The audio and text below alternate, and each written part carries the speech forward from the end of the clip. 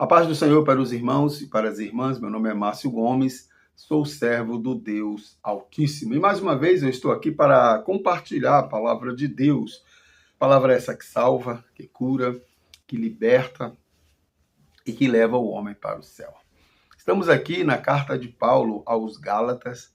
É uma carta muito de uma teologia muito prática também, nos orientando acerca da nossa vida espiritual em detrimento à nossa vida carnal, né? A carta de Paulo aos Gálatas, ele vai ensinar para nós, entre outras coisas, que apesar de vivermos na liberdade em Cristo, não podemos dar espaço para a carnalidade.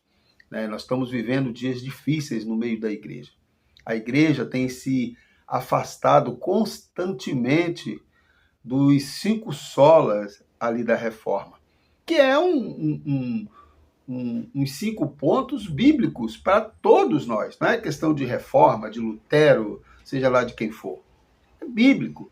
Então, os 5 solas vai dizer, o primeiro sola vai dizer sola escritura, somente as escrituras. Será que nós estamos realmente vivendo somente as escrituras? E aí é que eu vou fazer a leitura aqui do texto. O segundo sola é solos Christus, somente Cristo. O terceiro sola é o sola fide, somente a fé. Nós precisamos viver pela fé. O quarto sola é o solo gratia, somente a graça. O quinto solo é soli deu glória, glória somente a Deus. Diante disso, a reflexão que eu quero fazer com os irmãos está baseada aqui no texto de Gálatas, capítulo 5, a partir do versículo de número 16, que diz assim: por isso digo, vivam pelo Espírito, de modo nenhum satisfarão os desejos da carne. Então ele já começa dizendo que nós precisamos viver pelo Espírito e de modo nenhum satisfazer os nossos desejos, as nossas vontades. É nós que precisamos nos adaptar ao Evangelho, não o Evangelho se adaptar ao nosso estilo de vida. Hoje nós vemos vários tipos de igrejas, vários tipos de pregações, vários tipos de ensinamentos, várias características de igrejas diferentes. Mas será que esses grupos estão vivendo os 5 solas? Ou será que estão deixando de lado o principal dele, que é o sola escritura? Sola escritura, porque o sola escritura, ele abrange todos os outros solos.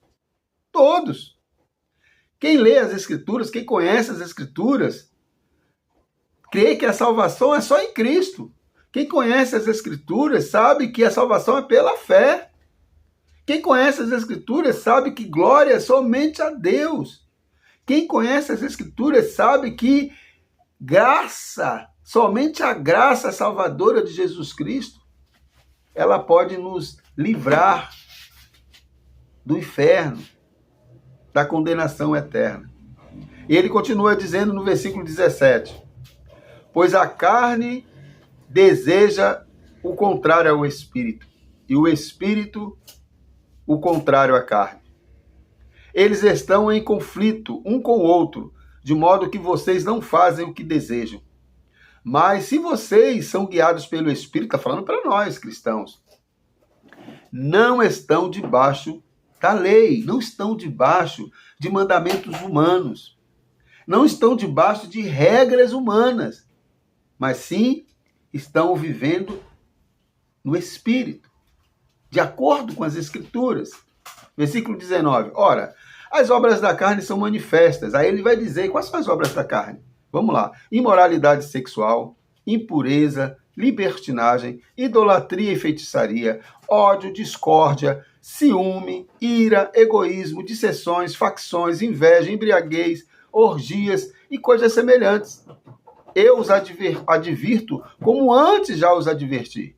Aqueles que praticam essas coisas não herdarão o reino de Deus.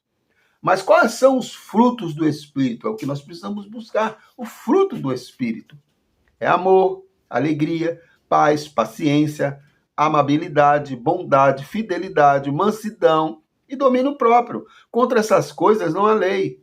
Os que pertencem a Cristo Jesus crucificaram a carne com as suas paixões e seus desejos. Eu vou chegar aqui.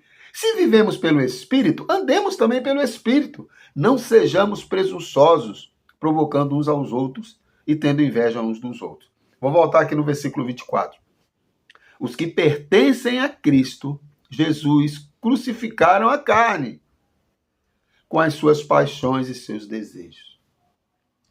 Hoje pela manhã eu vi um vídeo, eu fiquei abismado. Uma igreja praticamente com a característica de uma boate. É uma boate gospel. Com mesas de sinucas, as meninas no cantinho da parede tomando lá seu drink sem álcool, poucas luzes, toda escura. Quem já frequentou à noite sabe como que funciona. As pessoas estão querendo, meu irmão, minha irmã, que a igreja se adapte ao estilo de vida que elas tinham lá fora. Olha só que coisa terrível. Se eu gosto de pagode, eu vou botar um pagode gospel. Se eu gosto de boate, eu vou botar uma boate gospel. Igreja, meu irmão, minha irmã, é lugar de confissão de pecado. Igreja é lugar onde você deve ser confrontado pelos seus pecados. Igreja é lugar onde você analisa a sua vida e vê e analisa a sua vida através das Escrituras para que você possa cada vez mais se aproximar de Deus. Igreja não é lugar para você ouvir palestras motivacionais. Você pode, você é capaz, você vai conquistar. Igreja não é lugar para isso. Buscai primeiro o reino de Deus e a sua justiça, e todas as coisas serão acrescentadas. Estamos vivendo uma época em que a igreja, a centralidade dela é o homem. É uma igreja antropocêntrica. Cristo está ficando em segundo plano. Vamos alimentar os desejos do homem. Vamos oferecer para eles aquilo que eles querem ouvir. Conquista, riqueza, prosperidade. O que você diria para aquele irmãozinho que mora na periferia, passou a vida toda dizimando, abençoando a igreja, participando na congregação da igreja, sendo obreiro fiel? O que você vai dizer para aquele irmão que ele não conseguiu conquistar riquezas? Aquele irmão que morreu, se aposentou como faxineiro, morreu, se aposentou como motorista, morreu, se aposentou como um cobrador de ônibus. O que você vai dizer para esse povo? Não são crentes?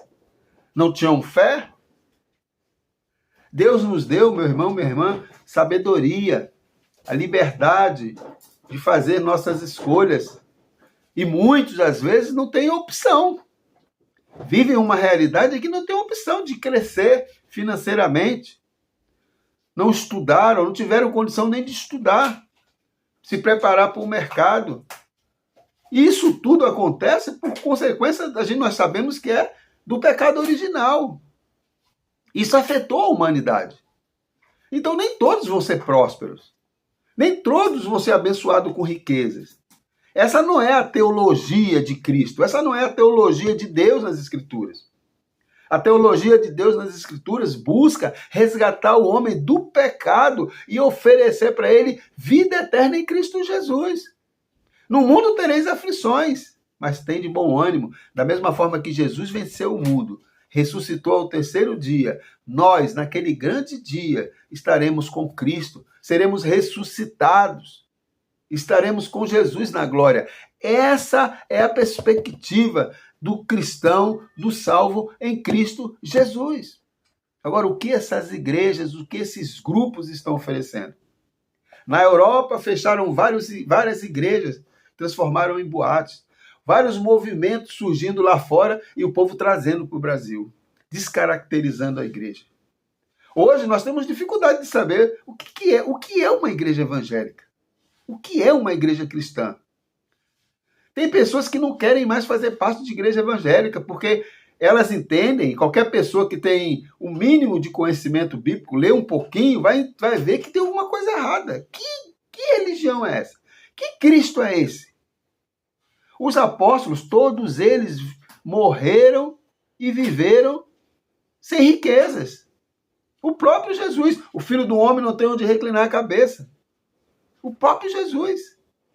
Pedro, Paulo, João, todos os apóstolos foram martirizados pelo Evangelho. E muitos estão buscando o quê? Prosperidade. Se a igreja oferece prosperidade, se é a igreja do amor, que não confronta pecado, venham e ficam como estão, tá tudo bem, vamos adaptar aqui o seu estilo de vida, para você ficar mais confortável. Eu não vou confrontar você o seu pecado, não. Deixa o Espírito Santo agir na sua vida, né? Porque é o Espírito Santo que convence, ainda usa a Bíblia. E muitos vão acreditando nisso. Eu desafio uma igreja ser 100% bíblica e encher e botar milhares de pessoas dentro da igreja. Milhares de carros no estacionamento. Centenas de carros no estacionamento. Uma igreja 100% bíblica não vai fazer isso. As pessoas não querem isso. As pessoas querem o evangelho que se adapte ao seu estilo de vida. E o apóstolo Paulo vai dizer, se vivemos pelo Espírito, andemos também pelo Espírito. Que Deus tenha misericórdia de nós. Que Deus tenha misericórdia da igreja. Que o Senhor te abençoe e te guarde. Que o Senhor faça resplandecer o seu rosto sobre ti. E tenha misericórdia de nós. Fiquem na paz e que Deus nos abençoe em nome de Jesus.